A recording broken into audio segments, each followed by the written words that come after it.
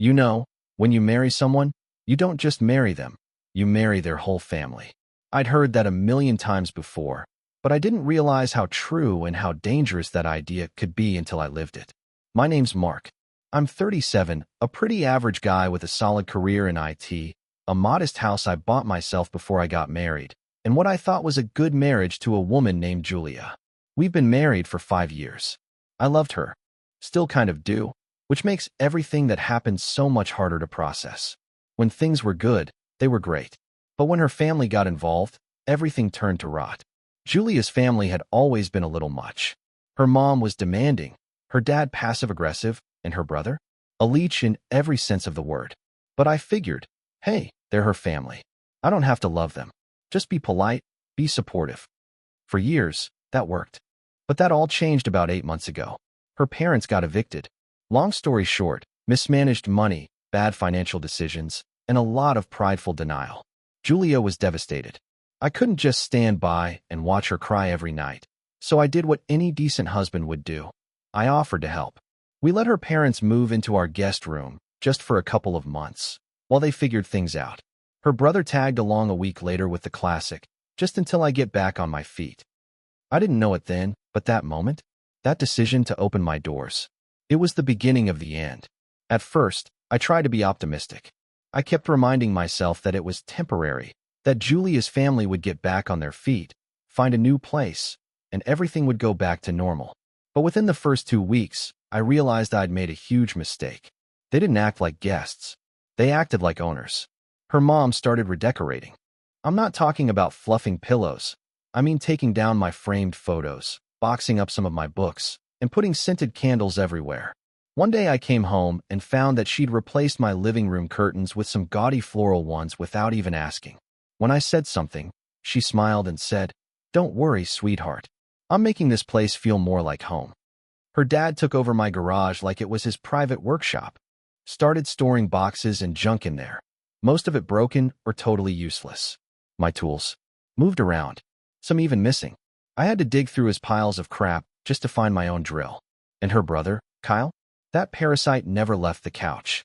He worked remotely, which apparently meant playing video games all day, leaving his dirty dishes everywhere, and hogging the Wi-Fi. He helped himself to my beer, my snacks, even used my razor. My razor. I bit my tongue for as long as I could. I really did. I didn't want to stress Julia out. I didn't want to be the guy who said, "Your family or me." So I just swallowed it. Every day, one piece at a time. But deep down, I knew this wasn't just going to pass. They weren't trying to find a new place. They were settling in, like squatters. And Julia? Well, as she kept saying things like, "They just need time," or "You're making it seem worse than it is." And when I pushed a little harder, she cried. She cried, told me I was being cold, told me I didn't understand what family meant. And every time, she ended up in their corner, not mine. I started to feel like a stranger in my own house. No, worse. I felt like an intruder. And I hadn't even reached the breaking point yet. At first, I tried to be optimistic. I kept reminding myself that it was temporary, that Julia's family would get back on their feet, find a new place, and everything would go back to normal. But within the first 2 weeks, I realized I'd made a huge mistake. They didn't act like guests. They acted like owners. Her mom started redecorating. I'm not talking about fluffing pillows. I mean taking down my framed photos, boxing up some of my books, and putting scented candles everywhere. One day I came home and found that she'd replaced my living room curtains with some gaudy floral ones without even asking. When I said something, she smiled and said, "Don't worry, sweetheart. I'm making this place feel more like home." Her dad took over my garage like it was his private workshop. Started storing boxes and junk in there, most of it broken or totally useless. My tools moved around, some even missing. I had to dig through his piles of crap just to find my own drill. And her brother, Kyle? That parasite never left the couch. He worked remotely, which apparently meant playing video games all day, leaving his dirty dishes everywhere, and hogging the Wi-Fi. He helped himself to my beer, my snacks, even used my razor. My razor. I bit my tongue for as long as I could. I really did. I didn't want to stress Julia out. I didn't want to be the guy who said, "Your family or me." So I just swallowed it. Every day, one piece at a time. But deep down, I knew this wasn't just going to pass. They weren't trying to find a new place. They were settling in, like squatters. And Julia? Well, as she kept saying things like, they just need time, or you're making it seem worse than it is. And when I pushed a little harder, she cried. She cried, told me I was being cold, told me I didn't understand what family meant. And every time, she ended up in their corner, not mine. I started to feel like a stranger in my own house. No, worse. I felt like an intruder. And I hadn't even reached the breaking point yet. It all kept building. Day after day, week after week. I started staying at work late, taking extra projects just to avoid being home. Because every time I walked through that front door, I felt smaller, more irrelevant. Her mom would look up from the couch and say, "Oh, you're home," like I was a guest interrupting something. Her dad never stopped watching TV loud enough to hear himself think. Kyle would give me that smug, lazy smirk, sometimes with his feet on my coffee table like he paid for it. And then came the comments. At first, they were little jabs, passive-aggressive stuff. "You really should mow the lawn more often," her mom would say. Or, "Mark, maybe if you earned a little more, we wouldn't be in this mess," Kyle joked once. I turned to him and asked, "You mean the mess where I pay the mortgage and you nap through the day?" He just laughed and said, "Touchy." It got worse. Julia started repeating their words. Not directly, but I'd hear echoes. "You don't understand what they've been through," or "They need structure, not pressure," or my personal favorite, "They feel like they're walking on eggshells around you." They felt like I was the problem. So one night, I did what I should have done months ago. I sat Julia down. I told her, calmly, that this couldn't go on, that I loved her, but this situation was poisoning everything. I said her family had to set a deadline and move out. We'd help, of course, but there needed to be a line. Her response? She burst into tears, said I was cruel, said I didn't know what it was like to see your family suffer. She stormed off to her parents' room, not our bedroom, the guest room where her parents were staying. I sat there, alone on the couch, staring at a home that no longer felt like mine. The next morning, her mom greeted me in the kitchen with a fake smile and said, "We had a family discussion last night. Maybe you should find somewhere else to stay for a while. You seem tense." I looked at her. I waited for the punchline, but she was serious. Then she laughed, like I was some delusional outsider. I didn't say a word. I left for work without breakfast, gripping the steering wheel so hard my knuckles turned white. I should have been furious. I should have been screaming. But I wasn't. I was quiet, and I realized in that silence, I had finally reached my breaking point. 2 days later, I had to go out of town for a work conference. Just 3 days, leave Friday, back late Sunday. Before I left, I tried, one more time, to talk to Julia. I didn't yell. I didn't beg. I just looked her in the eyes and said, "I love you, but I need you to hear me. This house is mine. I've bent over backwards to help your family, but they can't stay forever. And they sure as hell don't get to treat me like I'm the outsider." She said nothing, just stood there, and finally muttered, "We'll talk when you get back." I should have known. The conference went fine. I tried to keep my mind off home, but it was impossible. I kept wondering what I'd be walking back into. Still, a part of me hoped maybe the space would give Julia clarity. Maybe she'd come to her senses. I pulled into the driveway Sunday night around 9:30 p.m. and my key didn't work. At first, I thought maybe I was tired. Fumbling. Wrong key. But no. I tried again. Then another. Then realized the lock had been changed. I rang the doorbell. Knocked. Rang again. Finally, the porch light flicked on and Kyle opened the door just a crack. He looked smug, like he'd been waiting for this. "What do you want?" he asked, like I was the intruder. "I live here," I said, trying to stay calm. "Where's Julia?" "She's not feeling well," he said. "And honestly, Mark, you're stressing her out. Maybe you should come back when you've cooled off." And then, he closed the door, right in my face.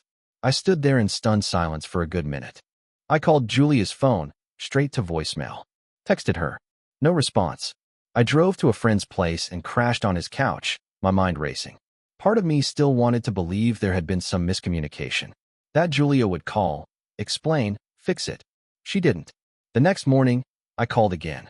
She finally answered, groggy and cold. "Mark, I think maybe we need a break," she said.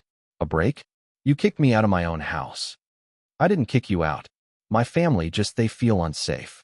You were being really aggressive. I need time to think." "You changed the locks." You're defending them over me. Again. They're my family, Mark. You wouldn't understand. That was it. That was the moment the last string snapped. I wasn't going to beg. I wasn't going to fight at the door like some desperate loser. I was going to take everything back, legally, carefully, and completely. They wanted war. They had no idea what I was capable of. The very next morning, I called my lawyer. Not just a lawyer, my lawyer. Roger. He's been handling my business contracts and property paperwork for years. Sharp as hell, doesn't miss a detail. When I told him what happened, there was a pause on the line. Then he said, Mark, you're about to have some fun. Let's get to work. First, we reviewed the deed and mortgage paperwork. Everything was in my name only. Julia had never contributed to the down payment or monthly payments. I'd paid for the house before we even got married. It wasn't community property. It wasn't shared. It was mine. Next, we went over all the evidence I'd gathered without even knowing how valuable it would be. Text messages, emails, voicemails, photos of her family's behavior, even footage from my doorbell cam showing them throwing out my mail and taking deliveries that weren't theirs. It all painted a crystal clear picture. They weren't guests anymore. They were invaders. Roger filed for emergency eviction orders under my name. Since Julia's family never signed a lease, never paid rent, and had no legal right to live there, we had a case. A very strong one. And while we were at it, I filed for divorce. It hurt. God, it hurt. But I was done playing the loyal fool while they spit on everything I built. Now here's where it gets juicy. Roger recommended that I not confront them directly anymore. Instead, we filed for a no-contact order citing harassment and unlawful lockout. Then we got court approval for a sheriff-assisted entry. Yup, I was going to show up to my own home with a legal escort. But before that, I took a few steps to sweeten the pot. I called the internet provider and canceled the service in my name. Same with the water and electric. Julia's family? Suddenly in the dark with no Wi-Fi and no AC. I reported unauthorized access to my streaming accounts and bank-connected smart devices. Passwords changed. Access revoked. I even had a locksmith on standby, waiting to install my locks the moment the sheriff opened the door. They wanted to play dirty? They had no idea who they were dealing with. 3 days later, I stood across the street from my own house at 9 a.m., dressed sharp, calm, and ready, with Roger by my side, and a uniformed sheriff pulling up in a cruiser. I won't lie, my heart was pounding. But I wasn't scared. I was done being scared. We approached the house together. The sheriff knocked, loud and clear. This is the sheriff's department. Open the door. For a moment, nothing. Then Kyle cracked it open, just like he had that night. Same smug expression. Until he saw the badge. His face drained. The sheriff spoke first. You are unlawfully occupying private property. You've been served notice. You need to vacate immediately. Kyle tried to speak, stumbling through some nonsense. Wait, what? This is my sister's house. I live here. He abandoned us. He doesn't even live here anymore. Roger calmly stepped in, handing over a copy of the deed, emergency eviction order, and court documents with my name on every line. The sheriff turned back to Kyle. You have 10 minutes to collect essentials. You can return later with a police escort to pick up the rest, if Mark allows it. From behind Kyle, Julia's mom started shouting. This is a violation. He's manipulating the law. We're family. The sheriff didn't flinch. Ma'am, you don't own this house. You have no lease. You're not tenants. Legally, you have no right to be here. I stood silently the whole time, arms crossed. Julia finally appeared. Eyes red, hair a mess. Mark, please, this isn't necessary. We can fix this.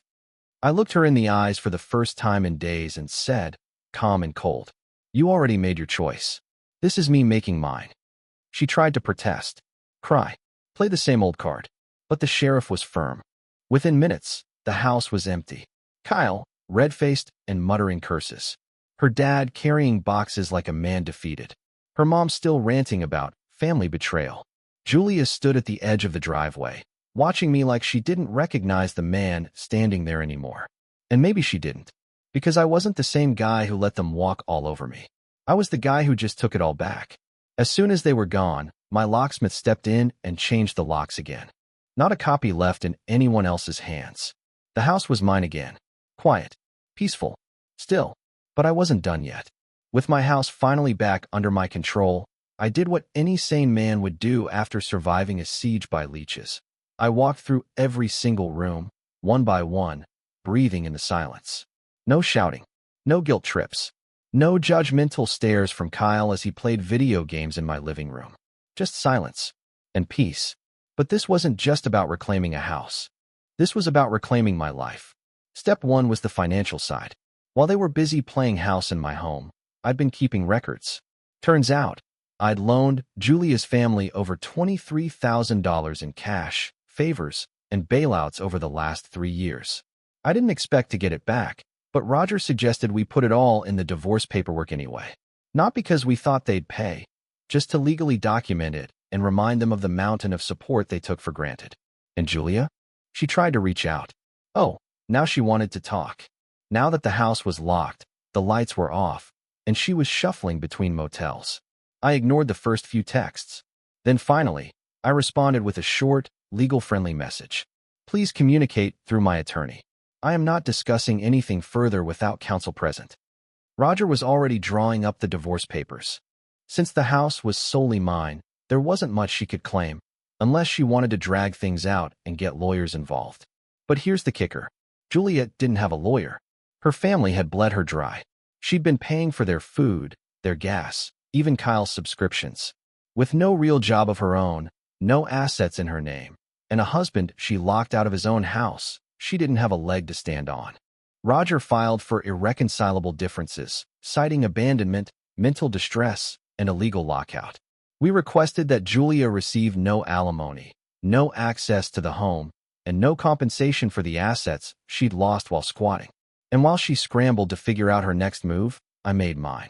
I replaced every piece of furniture they touched, sold the couch Kyle slept on, dumped the dishes her mom used, burned every scented candle I could find in the backyard, one by one. It was therapeutic. By the end of the week, the only things left in that house were mine. Things I chose to keep, just like I was choosing to leave the rest of them behind. I wasn't just satisfied with getting my house back and filing for divorce. No, they humiliated me. They disrespected me in my own home. They tried to erase me from the life I built. And now, I was going to make sure they felt that shame everywhere. You see, Julia's family was all about appearances. They lived for fake praise and social media clout. Her mom posted daily inspirational quotes about honor and family strength. Kyle bragged constantly on Instagram about his hustle culture lifestyle.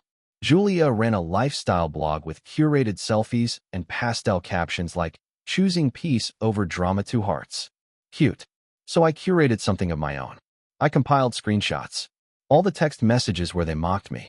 Doorbell footage showing her dad cursing at delivery drivers and throwing out my mail. A shot of Kyle, shirtless, eating cereal on my couch, with the caption, "Living like a king." And then I wrote my story, just like this one. I kept it calm, factual, no rage, just receipts. Then I posted it, anonymously, of course, on Reddit, under a very clear title. My wife and her family locked me out of my own house, so I took it all back. Within hours, it started blowing up. Then someone recognized Kyle from his own social media and connected the dots. He outed himself.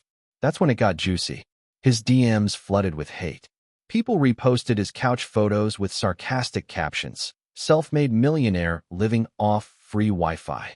Someone even made a meme out of Julia's inspirational quote graphics, adding, "While living rent-free in her husband's house." Julia tried to do damage control. She messaged me, "Why would you humiliate me like this? You didn't have to make it public." No apology, no accountability, just shame that people were finally seeing them for who they really were. I didn't respond. Roger told me to stay silent, and I did, publicly, at least. But inside, I was smiling, for the first time in months. Let them drown in the truth they tried to bury. The day of the divorce hearing finally arrived. It was strange, walking into that courtroom and seeing the woman I used to love sitting across from me like a stranger. She looked tired, not the glowing, filtered version from her blog, just hollow, like reality had finally caught up. She didn't have a lawyer. Instead, she stood with some legal aid representative who looked as uncomfortable as she did. She glanced at me a few times before it started, like she was hoping to catch some flicker of sympathy in my eyes. She didn't find it. The judge began reviewing the case. Roger calmly presented everything. The home deed in my name, the financial support I gave her family, the unauthorized lockout, the digital evidence of their behavior, the police-assisted eviction. Julia tried to interrupt. Your Honor, he abandoned us. He left us alone for days and then turned everyone against me. Roger didn't even flinch. He handed over hotel receipts from my business trip and copies of the messages I'd sent her before I left, proving I told her exactly when I'd return and that we'd talk then. The judge leaned forward. Mrs. Simmons, your husband was legally within his rights to enter his own home. You and your family, on the other hand, changed the locks without permission and occupied a property you do not own, and for which you paid no rent or mortgage. Do you understand how serious that is? Julia stammered. But they're my family. I didn't want to abandon them. And yet, the judge replied, you were perfectly fine abandoning your marriage. Silence. Absolute, brutal silence. In the end, the judge ruled in my favor on every single point. No alimony. No claim to the house. No marital assets owed. The judge even granted a 6-month restraining order against her family, just to prevent further harassment. But then Julia tried to play her last card. She waited until the judge wrapped up and asked to speak with me privately. Roger advised against it, but curiosity got the better of me. We stepped into a side room. She looked at me with watery eyes and said, I made a mistake. I shouldn't have let them stay. I was scared, but we can fix this. Just you and me. Start over. I let that hang in the air for a moment. Then I said, quietly but clearly, you didn't make a mistake. You made a choice. Over and over. And now I'm making mine. I walked away. Didn't look back. I didn't need to. After the courtroom showdown, the house finally felt like my sanctuary again. No more chaos. No more sneers. No more feeling like I was just a guest in my own home. For the first time in months, I could breathe without tension. Julia was gone, staying at a friend's place, trying to figure out what to do next. Her family? They kept their distance, at least for a while. I threw myself into work and personal projects. Cleaned the house top to bottom, started redecorating to erase every memory of the invasion. I even installed a security system, cameras, alarms, the whole 9 yards. No surprises this time. But peace has a way of tempting trouble. About a month after the eviction, I started noticing strange things. Small signs at first. My mailbox was stuffed with weird flyers. Anonymous letters slipped under the door with threats and insults. My car tires were slashed one night. My work computer was hacked, files deleted. At first, I thought I was imagining things. But the threats escalated quickly. One evening, I found my front porch toilet papered and covered in paint. The security footage caught Kyle sneaking around after midnight, smirking like a brat who just pulled the biggest prank. I called the police, filed reports, got restraining orders reinforced. But it was clear they weren't done. Not by a long shot. This was war. And this time, I'd be the one to finish it. By the time the harassment started, I was ready. I wasn't going to be their punching bag anymore. First, I beefed up security even more, motion lights, alarms that directly notified the police, even a few cameras hidden in places they wouldn't expect. Every prank, every threat, every trespass was documented in full HD. Then I started working with a private investigator Roger recommended. The PI uncovered that Kyle was involved in some small-time shady stuff around town, vandalism, petty thefts, and a few unpaid debts. Julia's parents had some ongoing lawsuits too, mostly for unpaid bills and fraud. I gave all this information to the police and my lawyer. That evidence helped reinforce my restraining orders and led to a few warnings and fines for them. It also gave me leverage. But I didn't stop there. I started quietly reaching out to Julia's workplace, through some contacts, and dropped hints about her family's drama and the legal battles. Julia had a well-curated public image, and this was starting to threaten it. Within weeks, Julia was put on a formal performance review at work. Rumors spread.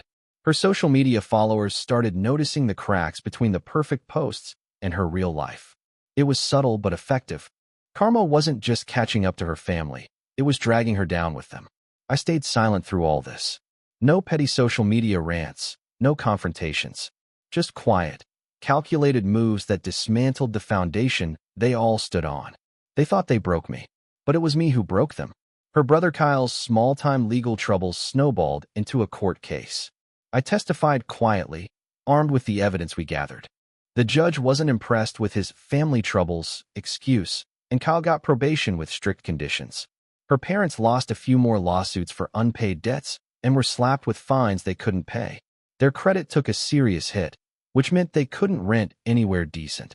Exactly as they'd made my life miserable. Julia? The work drama escalated until her employer gave her an ultimatum. Either clean up her act and distance herself from the family chaos, or lose her job. The pressure finally broke her, and she started returning some of my calls, but only to beg for help. I didn't. Not anymore. I let Roger handle any communication from then on.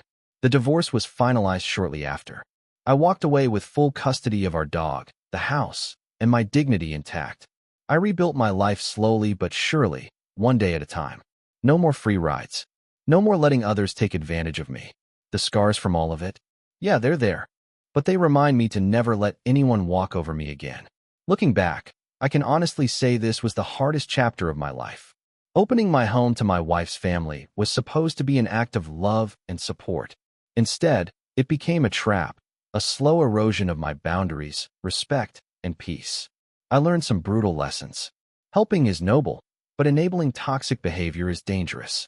You have to know when to say no. Family loyalty doesn't mean sacrificing yourself. If your spouse sides with their family over you, that's a red flag. Keep clear boundaries, financial and emotional. Don't pour resources into people who take, but never give back. Documentation is key. Keep records of everything: texts, calls, payments. They'll protect you if things go south. Legal advice is priceless. Don't be afraid to get a lawyer early when things escalate. I don't regret the revenge. It wasn't about cruelty. It was about reclaiming my life and dignity after being pushed to the edge. If I had one piece of advice for anyone in a similar situation, protect yourself first. Your home, your peace, your sanity, they're not negotiable. After everything's settled, I finally had the chance to breathe and start moving forward. I sold the house a few months later, not because I had to, but because the memories were too heavy to carry. I bought a smaller place nearby, a fresh start with new locks and no ghosts.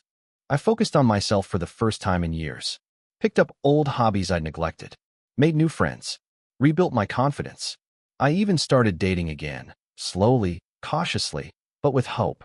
Julia? We're completely out of touch. No bitterness on my end. Just acceptance that some relationships aren't meant to last. Most importantly, I learned to trust my instincts and value my own worth. It's been a long road from being a doormat to standing tall, but I'm finally there. And you know what? It feels good. If you've stuck with me this far, here's what I want you to take away from my story. Life is messy. Families can be complicated and sometimes toxic. But you deserve respect, always. No matter what. Love is important, but love shouldn't cost you your peace, your home, or your dignity. When the people closest to you treat you like an outsider in your own life, that's when you have to draw the line. My revenge wasn't about anger. It was about survival. About reclaiming what was mine and protecting my future. If you find yourself in a similar situation, don't wait until you're broken. Stand up early. Protect yourself legally and emotionally. And remember, sometimes walking away is the bravest thing you can do. This chapter of my life is closed now, and I'm ready for whatever comes next.